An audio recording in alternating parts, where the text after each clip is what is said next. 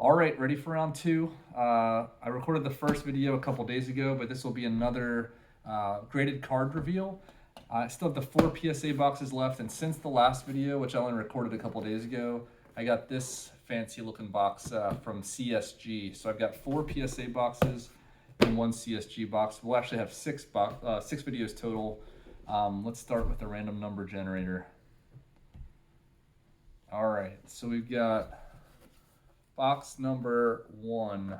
Let's open that up. So let's move this CSG box out of the way, and this is going to be a big one. So we've got at least twice as many cards as we had last video. So to start with here, there were a couple cards that PSA did not grade. One of which was a really nice looking Ranji card. That the PSA said was trimmed, which is unfortunate because it's a really nice card. 1900 Cohen Weenan. So I'm going to look that over in a little bit more detail, and if it is indeed trimmed, that kind of stinks. It'll still be a nice card for my PC, but that's one of the reasons you get cards graded. You want to make sure that they're authentic and in nice condition. So I'm going to start from this side, pull a stack out, and start grading them over here. All right, this is going to be a fun box. If this first card is any indication. So first card in the stack is going to be the 1901 Wilf Rhodes, Will's card. So I really like this set. This is it reminds me of the 1896 set, a little bit more affordable, a little bit easy to come by, but still, fairly expensive, fairly kind of well-respected set. And one of Wilf Rhodes' first cards. For a while I thought that this might be a rookie card. He actually does have a couple issues before this one that I have not got my hands on yet. So if you have an 1899 Wilf Rhodes and you're looking to trade or sell it, please let me know. But a really nice one anyway, a 3. So happy with that. Next up, the Ranji Vanity Fair card. I just love this set. It's a I wouldn't even call it multi-sport, multi-subject set. There's a lot of politicians and other things in there. I was actually hoping that this would do better than a 3. I think this is a really nice example. You know what? I'm just seeing it now. I think originally it must have been stuck in an album. That upper corner has a little indentation. Otherwise, I think this would probably get a 5. It's a really nice one. These Wills cards are really hard to get in in high grade. So happy with the 3 there. Would have been happier with the higher grade. Speaking of higher grades, I would have actually thought this one might have gotten lower than a 4, but definitely happy with the 4 on this one. This is the 1901, so same set as the Wilf Rhodes. These are both the 3 Castles backs. And again, the Wilf Rhodes got a 3, and the Ranji got a 4. Very happy with the 4 on the Ranji there.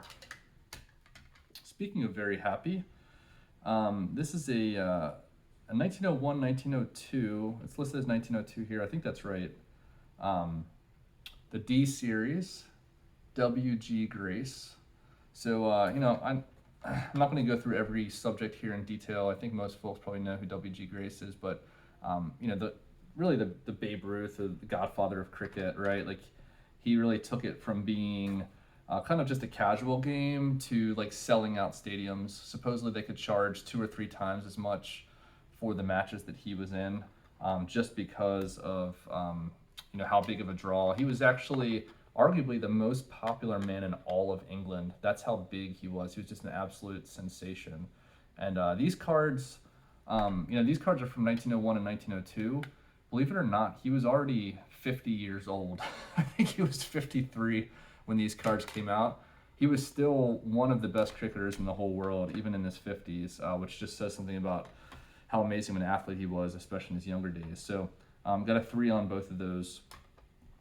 Moving on, Victor Trumper was kind of the Australian answer to these British greats. Victor Trumper was really the greatest Australian batsman, probably before Bradman, and there's still a lot of really huge cricket fans who count Trumper as their #1 guy. Very happy to have this 1905 card and a 4. Very nice. Next up, also Trumper. This one is a rarer issue. I knew that this would not grade high. I was expecting a 1, was hoping maybe a 1.5, but I think 1's the right grade here.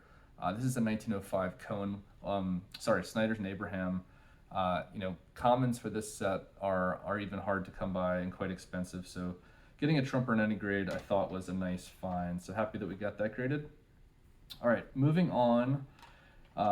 Maybe the greatest bowler of all time, Sidney Barnes. And this is, I'm just ecstatic to get this card. Like when I first got it, I was ecstatic. To get it in this grade, that is Barnes's kind of undisputed rookie card, 1907. And in this set in general, some of the lower number cards are fairly reasonably priced. You can get a lot of them for a few bucks. The high number cards are definitely harder to find, especially in high grade. And Barnes is one of those. So he has 2 different issues from the set. There was kind of 2 different printings, and for some reason they not only changed the numbers from printing 1 to printing 2, but they also changed the pictures. So these are his 2 cards. The earlier one is from marked on here as 1907. For some reason they marked the other issue as 1908, which I actually tried to argue about. I'm not sure why they did that, but you'll actually see they did it on Hobbs as well. I'm going to have Jack Hobbs here in a second. But, I think the more important one I got the 5 on, and the other one I got a 2.5 on. Both really happy to have these graded. Just a lovely set. All right, so Sidney Barnes, this is his next year. So this is the 1908 issue. This is a legitimate 1908. I think the last one probably should have been marked 1907. If you disagree with me, please leave something in the comments. I'm not bitter, but I've never seen this marked as a 1908 in any listing. Any time I've seen these listed, never seen these as 1908. I'm not bitter.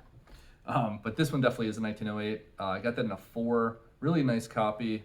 A little off center, a little bit of damage to one corner, but very happy with that grade. Get another stack out here.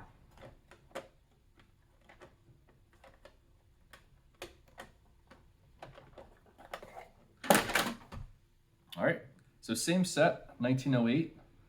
That's a really nice one. So C.B. Fry, also known as the English Jim Thorpe, multi-sport star, really, really incredible athlete. Track and field, cricket, soccer, kind of did it all. That's a 1908 and a 5 grade, very clean.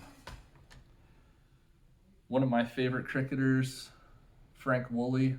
This is one of his earliest cards. He has 1 card from 1908, that's the Tatties, which I did pick up recently, but other than that, this is his first one. And this is a 3. This is a very condition sensitive set. And this is the capstan back, the one that says a series of, so there were actually 59 cards in this version of the set. So that's a 3. Clary Grimmett, so I actually got 2 of his rookie cards graded. These are the 1924 Allens. As far as I know, his earliest card and his only rookie card. So got 2s on both of those. I think well-deserved 2s. Really nice cards there.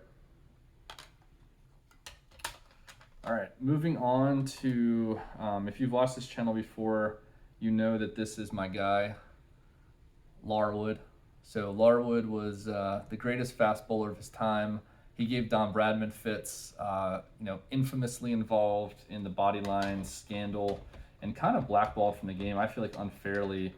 The ironic thing is he ended up moving to Australia and spent his elder years there and made a lot of friends. So he kind of went from public enemy #1 to a very popular figure of the community. So many of you know that the Wills set, the 1928 Wills set, is one of the most popular Don Bradman cards. One thing I noticed was people just weren't recognizing the value of the Larwood cards in the set, which is also a rookie for Larwood. So I started picking these up, and unlike the Bradmans, which I did pick up 1 or 2, but they were probably pretty low grade, the Larwoods, I was able to find some really nice copies. So this one I thought was a really nice copy. Unfortunately, only got a 3 on it. I got to study that a little bit more. Probably same thing as the earlier card I showed that had like a little corner indentation. Maybe this was stuck in an album at some point. I think that's exactly what it was. I think these had little corner indentations, but otherwise a really, really, really great eye appeal, sharp corners, really nice card. But the 3 was okay because, whew, these were 2 of my most exciting grades of the whole order. So a 6 and a 7. Before this, no card in this whole set had been graded above a 6. There were a few Bradmans graded a 6. This is the 6 here. But this is the first card in this whole set that had been given a near mint grade. Very condition sensitive. The centering is really tough. And look at how brilliant that is. Very nice centering. Near mint card. Really awesome. Moving on to 1930. So Stan McCabe, great Australian batter. Kind of partners with Bradman for a lot of Bradman's prime years. This is one of his rookies from DC Thompson. Got that in a 4. If you've seen my West Indies video, you know how obsessed I am with the West Indies team. There you've got George Headley in the top corner. I got a 2 on that, which was a fair grade. These are folding cards, so you've got the line right in the middle, which obviously knocks the grade down a little bit. And this is far from a perfect card, so I was perfectly fine with the 2 here. Just a really cool card. 1933 West Indies team. Moving on to a great player from the 1930s, 40s, and 50s, Dennis Compton. Compton also played soccer, actually, so he was a first-class soccer player as well. That's his Ogden's rookie in a 6. This is a much more rare rookie. This is the Allens. That's in a 5. And there's multiple backs of this one. This is the Cutie Drops. Cutie Fruit Drops. I was really happy to get that in a 5. You don't see this card around very much, and when you do see it, it's usually not in very nice condition, so a 5 is a really, really nice condition card there.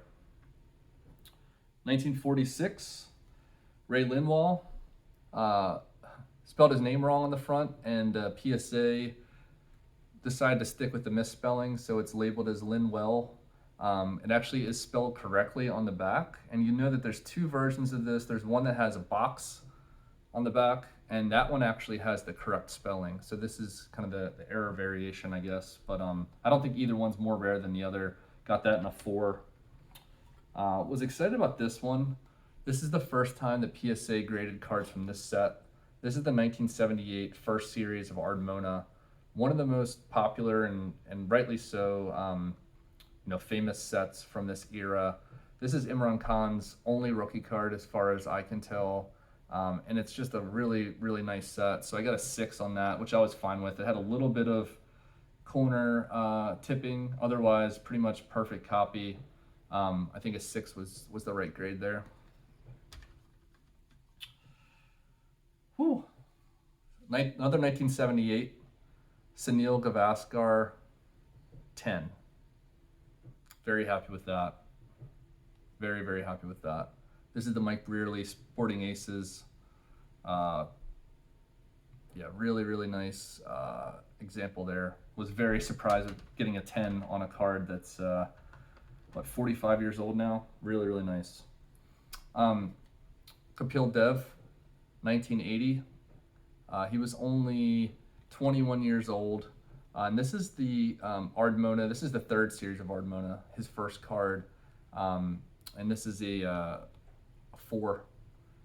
I was expecting higher on that. Looked nice to me, but I'm sure if I studied it, I can find something wrong with it. But really nice card. Martin Crowe, so was arguably the best batter that New Zealand had ever seen. Maybe Kane Williamson's better than him now, but this is his rookie from 1982. That is a mint 9, so I was very, very pleased with that.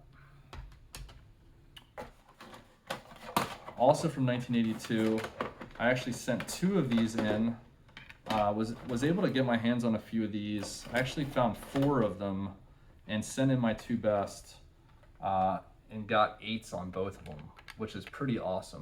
Cricket stickers Not the same kind of history as soccer stickers, but the Scanlons was the Australian set that was really popular, and getting both of those in an 8 was really, really nice. Well centered, crisp corners, a little bit of off color on the back. I think that's probably really typical, a little bit brown, but really, really nice there. Back to the Ardmona. So I showed the Imran Khan earlier. This is the biggest card from the set, I'd say. The Viv Richards rookie. Got that in a 6. Really, really nice.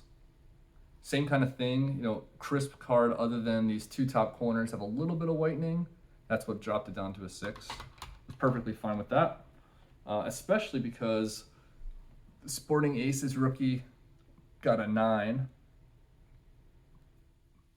And the other one I sent in got a 10. So very, very pleased. That goes beyond saying, like, I think if I would have gotten 8s on those, I would have been perfectly happy with those, or even a 7 and 8. Getting a 9 and a 10 was a big surprise. So you're sticking with the West Indies. So Viv Richards, maybe top 5 batter of all time, top 5 player of all time. Before him, there was Gary Sobers, and then there were his contemporaries, the 3 Ws. So Walcott, Worrell, and Weeks. Worrell actually was a genius, in addition to being a great batter, a genius who ended up becoming the first black or the first non-white West Indies captain. So before then, there was a lot of racism, and if you read C.L.R. James's book, you'll kind of read about the racial tensions in the West Indies and all the national pride, and so Worrell was just a huge figure there, and Weeks and Walcott, 2 of the best batters of all time. So you got these 3 plus Gary Sobers, who was one of the top 5 players of all time. It's just an absolute powerhouse. I can't imagine trying to bowl against these guys, but great grades. The Walcott got a 7, and then Worrell and Weeks both got 8s, which is just kind of insane.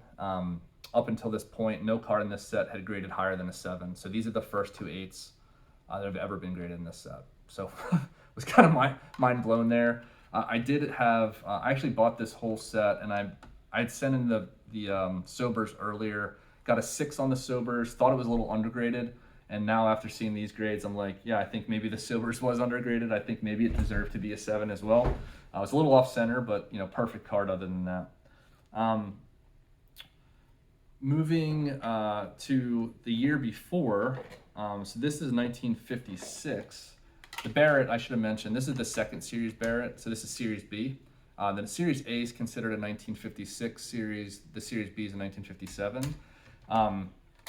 So these are the year before. So the 1956, you've got Frank Worrell and Weeks. I think these are really their rookie cards. The 57s, you could argue, are as well. Like, they're all generally probably issued within 6 months of each other. But I really like these pairs. So I got the Worrell pair in a 3 and the Weeks in a 4. Both really nice. Also from the same set, the Hanif Muhammad rookie, that's in a 3. And the Ken Barrington in a 4. So happy with those grades. Speaking of Ken Barrington, sent away his 1956 Kane, which this is a pretty common set. You can find this set very cheap, but I thought these were really nice examples. So I sent these 2 off to get graded. I got a near mint 7 on one and a near mint 8 on the other. So I was happy with those grades, especially for a 1956 card. Really, really sharp, great eye appeal. You can see they both have kind of different shades of green. One's a little bit lighter than the other, which I think is kind of neat. Cool. All right. I think we're going to finish off here. I think these might be a little bit more modern cards. 1995, Brian Lara. These were the first 2 Buttercup cricket cards that PSA had ever graded. This is the 1995 Buttercup, the yellow one. That's an 8. These are condition sensitive. They're very, very thin, much thinner than a normal card, almost like sticker thin. And on the back, you could scratch these. So a lot of times when you see these sold, they'll be, scratched off in the back, or they'll have some corner wear. But these ones were really clean. I actually bought, I think, about 10 of these, and I sent my 2 away that I thought were the nicest. So this is an 8. Was happy with that, and very happy with this one, which was the 9. So to my eye, they both look like 9s, but perfectly happy with an 8 and a 9. Very, very cool. Also from 1995. So these are early Lara cards.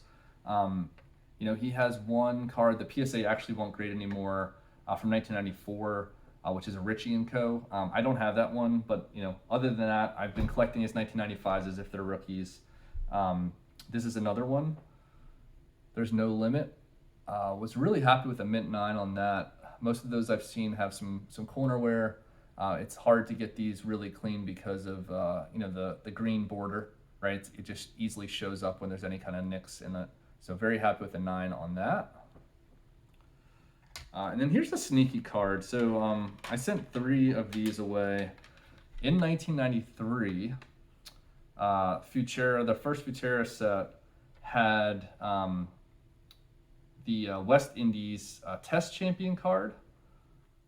So Brian Lara's on this card. So this is actually his first issue on a card. And I just think it's really neat. I'm happy to keep this in my PC. So I got an 8 on that. I actually sent 2 of them away, and I got 8s on both of those. So that's the number 100 in the set. And then there's another one here from the same set, number 103, and that's Lara up there.